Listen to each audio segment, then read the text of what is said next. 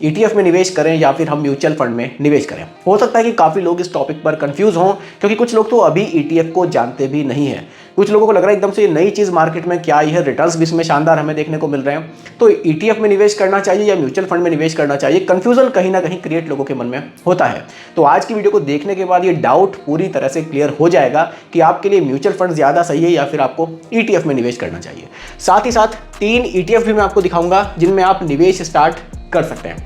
तीनों के तीनों ईटीएफ जो है अलग अलग कैटेगरी के होंगे, तो आप अपने रिस्क टॉलरेंस के हिसाब से ईटीएफ भी अपने लिए चूज कर पाएंगे। नमस्कार दोस्तों, मेरा नाम है राहुल और आप सभी का स्वागत है आज की स्पेशल वीडियो में। दोस्तों, चैनल पर कमेंट्स वाली सीरीज कंटिन्यू है और जो आप लोगों के द्वारा कमेंट्स मुझे भेजे जा रहे हैं उन्हीं कमेंट्स पर मैं वीडियो बनाता जा रहा हूं। तो अगर आपके मन में भी कोई डाउट हो किसी भी तरह का इन्वेस्टमेंट को लेकर और आप उसको डिस्कस करना चाहते हो मेरे साथ, तो आप लोग भी कमेंट मुझे कर सकते हैं। जैसे कि आज की वीडियो का जो टॉपिक है वो भी एक कमेंट के ऊपर ही, एक मिस्टर प्रिंस करके एक चैनल से कमेंट है। सर, इनका कहना है कि सर प्लीज़ रिक्वेस्ट है कि एक वीडियो बना दीजिए ईटीएफ वर्सेस म्यूचुअल फंड के ऊपर। ईटीएफ में निवेश करें या फिर हम म्यूचुअल फंड में निवेश करें। हो सकता है कि काफ़ी लोग इस टॉपिक पर कंफ्यूज हों, क्योंकि कुछ लोग तो अभी ईटीएफ को जानते भी नहीं है। कुछ लोगों को लग रहा है एकदम से ये नई चीज़ मार्केट में क्या आई है, रिटर्न्स भी इसमें शानदार हमें देखने को मिल रहे हैं, तो ईटीएफ में निवेश करना चाहिए या म्यूचुअल फंड में निवेश करना चाहिए। कंफ्यूजन कहीं ना कहीं क्रिएट लोगों के मन में होता है। बाकी अगर आपको म्यूचुअल फंड में निवेश करना होगा तो म्यूचुअल फंड की तो मैक्सिमम वीडियो आपको मेरे चैनल पर देखने को मिलती रहती है। तो आइए बिना किसी देरी के वीडियो को जल्दी से स्टार्ट कर लेते हैं। देखिए, म्यूचुअल फंड क्या है, काफ़ी लोग वैसे इसको बेसिक से जानते होंगे। म्यूचुअल फंड क्या है, कैसे काम करता है, तो बात आज हम ईटीएफ की मेनली करना चाहते हैं। बाकी अगर म्यूचुअल फंड का थोड़ा बेसिक समझना चाहते हैं तो एक एएमसी कंपनी होती है, म्यूचुअल फंड कंपनी होती है। हम जो निवेश करते हैं वो पैसा उस म्यूचुअल फंड कंपनी के पास जाता है। वहाँ एक प्रॉपर फंड मैनेजर होते हैं जो हमारे पैसे को स्टॉक मार्केट में निवेश करते हैं। वहीं से हमें रिटर्न्स वो बना कर देते हैं। कुछ एक्सपेंस रेशो के लिए कुछ फीस होती है, एक्सपेंस रेशो के नाम पर वो फीस हमसे ली जाती है। बाकी इस तरह से ये म्यूचुअल फंड काम करता है। ठीक है, अगर मैं बात ईटीएफ पर करूँ, ईटीएफ क्या है? ईटीएफ एक्सचेंज ट्रेडेड फंड होते हैं। यहाँ भी देखिए जो पैसा है निवेश स्टॉक मार्केट में ही होता है। डिफरेंस क्या है, डिफरेंस को समझिए। देखिए ईटीएफ क्या है ना, ईटीएफ आपको आप बिल्कुल बेसिक से समझिए।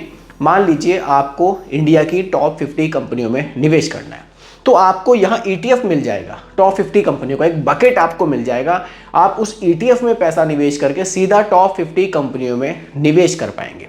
अब यहाँ सवाल ये उठता है कि ऐसे तो हम म्यूचुअल फंड में निफ्टी 50 इंडेक्स फंड में भी निवेश कर सकते हैं टॉप 50 कंपनियों में, तो फिर ईटीएफ में निवेश हम क्यों करें? ये एक बड़ा सवाल है और यही सवाल इन दोनों में आपके मन में जो दुविधा होगी डिफरेंस की, वो पूरी तरह से क्लियर होगी। देखिए, बिल्कुल सही है कि अगर आपको इंडिया की टॉप 50 कंपनियों में निवेश करना है, अगर म्यूचुअल फंड के थ्रू करेंगे तो निफ्टी 50 इंडेक्स फंड में कर सकते हैं।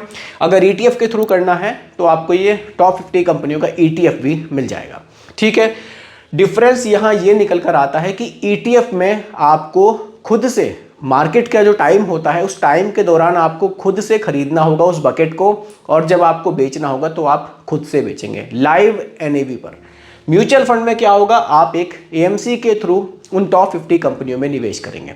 जब आप निवेश करेंगे तो वहाँ जो एनएवी होगी वो डे एंड पर आपको मिलेगी। इस चीज़ को ध्यान से समझिएगा। देखिए, मान लीजिए स्टॉक मार्केट में आज जो भी उतार चढ़ाव जो भी रहा, उसके बाद जब मार्केट क्लोज हो जाती है तब हमें एनएवी मिलती है। उस एनएवी पर ही आप खरीदते हैं, उस एनएवी पर ही आप बेचते हैं। ठीक है, लेकिन अगर आप ईटीएफ के थ्रू निवेश कर रहे हैं तो ईटीएफ में क्या होगा, सब कुछ आपके सामने लाइव होगा। मार्केट टाइम के दौरान आपने देखा कि इस समय मुझे ये वाला ईटीएफ कम रेट पर मिल रहा है, तो आप उसको खरीद सकते हैं। उसी मार्केट टाइम के दौरान ही अगर आप चाहते हैं उसको सेल करना तो भी आपको खुद से ही करना होगा, आप उसको सेल भी कर सकते हैं। मेनली ये डिफरेंस होता है। यहाँ म्यूचुअल फंड में प्रॉपर एक फंड मैनेजर भी होते हैं जो आपको, या एएमसी कंपनी की जिम्मेदारी होती है, आप ये कह लीजिए, जो भी आपको खरीदना बेचना है। लेकिन ईटीएफ में आप एक चीज़ का ध्यान रखिएगा, जब आप उसको सेल करेंगे तो वहाँ पर खरीदार भी होना चाहिए। लेकिन अगर आप म्यूचुअल फंड के थ्रू निवेश कर रहे हैं तो फिर उस एएमसी कंपनी की जिम्मेदारी है कि वो आपका पैसा आपको रिटर्न करेगी। जब भी आप सेल करेंगे, जिस एनएवी पर भी आप सेल करेंगे, आपको आपका पैसा दिया जाएगा। लिक्विडिटी की जिम्मेदारी उस एएमसी कंपनी की बनती है। ये एक ईटीएफ में और म्यूचुअल फंड में मेन डिफरेंस निकल कर आता है। फायदे नुकसान की भी बात कर लेते हैं। देखिए, ETF में SIP के निवेश के फायदे जो नुकसान है इसको समझिए। देखिए, अगर आप म्यूचुअल फंड में निवेश कर रहे हैं, म्यूचुअल फंड के थ्रू निवेश कर रहे हैं, प्रॉपर एक फंड मैनेजर है वो आपके पैसे को निवेश कर रहे हैं, तो आपको बहुत ज़्यादा कुछ यहाँ सोचने की जरूरत नहीं है, क्योंकि उस काम के लिए एक प्रॉपर फंड मैनेजर आपको मिल गए हैं। अगर आप ETF के थ्रू निवेश कर रहे हैं तो यहाँ आपको मार्केट की थोड़ी सी नॉलेज होनी चाहिए। अगर आपको मार्केट की नॉलेज है तो आप म्यूचुअल फंड के मुकाबले यहाँ ज़्यादा रिटर्न्स बना सकते हैं, क्योंकि यहाँ सब कुछ आपके हाथ में होगा। अब देखिए, कुछ लोगों के मन में डाउट रहता है कि यार हम लोग म्यूचुअल फंड के थ्रू निवेश कर रहे हैं, जो NAV की जो कैलकुलेशन है ना वो यहाँ सही नहीं होती, हमें पता ही नहीं चलता हमने किस NAV पर म्यूचुअल फंड में निवेश किया और किस NAV पर हमने उसको बेच दिया। वो तो ये है कि लंबे समय में बढ़िया रिटर्न्स मिल रहे हैं तो हम लोग ध्यान नहीं दे रहे हैं, इस तरह की बातें लोग करते हैं। लेकिन अगर इस तरह के डाउट आपके मन में है तो आप ETF में निवेश कर सकते हैं। ETF में आपको खुद ही से ही खरीदना होगा, लाइव NAV आपके सामने होगी कि इतने रुपए में ये बकेट आपको मिल रही है और इतने में आप इसको अभी सेल कर सकते हैं। तो सब कुछ यहाँ लाइव होगा। अगर आप मार्केट को थोड़ा सा आप जानते हैं, थोड़ा सा समझते हैं कि हाँ इस समय पे खरीदना और बेचना सही है, तो बिल्कुल ETF आपके लिए एक म्यूचुअल फंड के मुकाबले बढ़िया ऑप्शन हो सकता है। लेकिन इस चीज़ को ज़रूर ध्यान में रखिएगा, अगर आपके पास समय नहीं है मार्केट को देखने का कि क्या चल रहा है क्या नहीं चल रहा है, तो मेरे हिसाब से म्यूचुअल फंड आपके लिए ETF के मुकाबले ज़्यादा बेहतर हो सकता है। ये टोटली डिपेंड करेगा कि कितना समय आप यहाँ मार्केट को देते हैं। अगर आप बिल्कुल समय नहीं देना चाहते तो फिर आप बिल्कुल ETF को छोड़कर म्यूचुअल फंड में जा सकते हैं।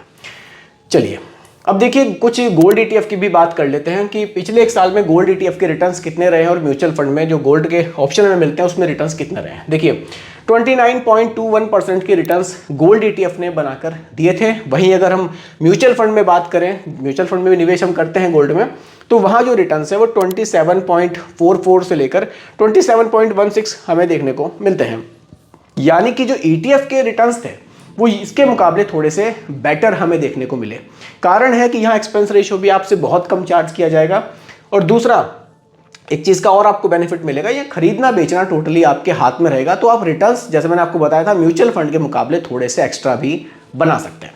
ठीक है, अब देखिए 3 ETF की भी हम लोग बात करेंगे कि ETF, अब आप और भी इसको डिटेल में समझ पाएंगे कि हाँ ETF में रिटर्न्स कितने बन रहे हैं, कहाँ ये निवेश करता है, क्योंकि ये एक तरह से म्यूचुअल फंड की तरह ही निवेश करता है, लेकिन बस सब कुछ यहाँ जो है ना आपके हाथ में कमांड होगी। पहला जो ETF है Nippon India ETF Nifty next 50 है। नेक्स्ट 50 का मतलब आप सब काफ़ी लोग जानते ही होंगे कि टॉप 50 के बाद की जो अगली 50 कंपनियां हैं उन्हीं में आपका पैसा निवेश किया जाएगा, यानी कि लार्ज कैप में ही आपका मैक्सिमम निवेश रहने वाला है। ठीक है, एक्सपेंस रेशियो देखिए 0.17% का है केवल। फंड साइज 5,482 करोड़ का है और इन सेक्टर्स में आपका पैसा निवेश किया जाएगा। बाकी रिटर्न्स की अगर मैं बात करूं, पिछले एक साल के रिटर्न्स 14% से ज़्यादा हमें देखने को मिले हैं। ठीक है, आगे बात करते हैं। अगला जो ETF है Mirae asset Nifty mid cap 150 ETF। ये मिड कैप का एक ETF है। मिड कैप का मतलब है अगली 150 कंपनियां, यानी कि हमने जो नेक्स्ट 50 की बात करी थी उसके बाद की जो 150 कंपनियां होंगी उनमें ये आपके पैसे को निवेश करेगा, यानी कि मिड कैप में आपका पैसा यहाँ निवेश किया जाएगा।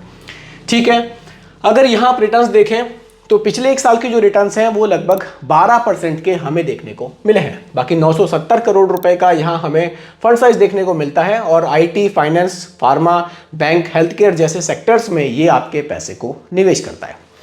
अगले ETF पर बात करते हैं, ICICI prudential Nifty IT ETF। ये IT सेक्टर का एक ETF है, यानी कि जो आपका पैसा है टोटली आपका पैसा IT सॉफ्टवेयर से जुड़ी हुई जो कंपनियां हैं उन्हीं में आपका पैसा ये निवेश करेगा। अगर हम इस ETF के रिटर्न्स की बात करें तो पिछले एक साल के जो रिटर्न्स हैं वो 21.97 यानी कि लगभग 22% के रिटर्न्स इस ETF ने पिछले एक साल में अपने इन्वेस्टर्स को बनाकर दिए हैं। तो दोस्तों ये 3 ETF थे जो जस्ट मैं एग्जांपल के लिए आपके सामने लेकर आया था, ताकि आपको क्लियर हो सके कि हाँ किन ETFs में रिटर्न्स बढ़िया बन रहे हैं और किस तरह से रिटर्न्स यहाँ जनरेट होते हैं। ठीक है, तो दोस्तों अगली जो वीडियो है वो गोल्ड ETF के ऊपर मैं लेकर आऊँगा जल्दी, क्योंकि इसके लिए कमेंट आ रहे थे कि सर गोल्ड ETF के ऊपर वीडियो बनाइए, तो थोड़ा सा वेट कीजिएगा। 1 या 2 दिन में आपको गोल्ड ETF के ऊपर एक प्रॉपर वीडियो मिलेगी, ताकि जो ETF वाला आपका टॉपिक है, वैसे तो काफ़ी हद तक मैंने कोशिश की है कन्फ्यूज़न दूर करने की, फिर भी कुछ बाकी हो तो यहाँ से ये पूरा ही टॉपिक आपका क्लियर हो जाएगा। आप समझ पाएंगे किस तरह से हम लोग गोल्ड में अगर निवेश करना चाहते हैं ऑनलाइन तो किस तरह से हम ETF के थ्रू निवेश कर सकते हैं, किस तरह से यहाँ रिटर्न्स बनते हैं। तो दोस्तों यही आज की वीडियो का टॉपिक था। उम्मीद करता हूं कि टॉपिक आपको पूरी तरह से क्लियर हुआ होगा। बाकी रिकमेंडेशन नहीं है, केवल एजुकेशनल पर्पस वीडियो आप लोगों के लिए बनाई गई है। वीडियो पसंद आई हो लाइक कीजिएगा, चैनल पर नए हैं सब्सक्राइब भी जरूर कीजिएगा। धन्यवाद।